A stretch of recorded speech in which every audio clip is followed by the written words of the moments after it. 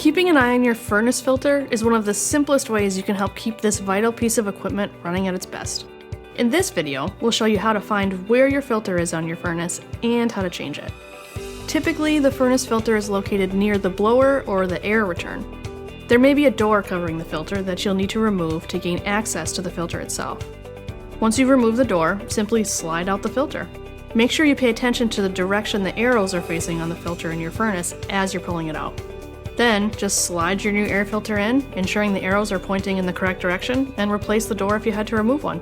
The arrows on the filter are important because the filter is designed a specific way to trap particles coming from your cold air return and stopping them from entering your furnace again.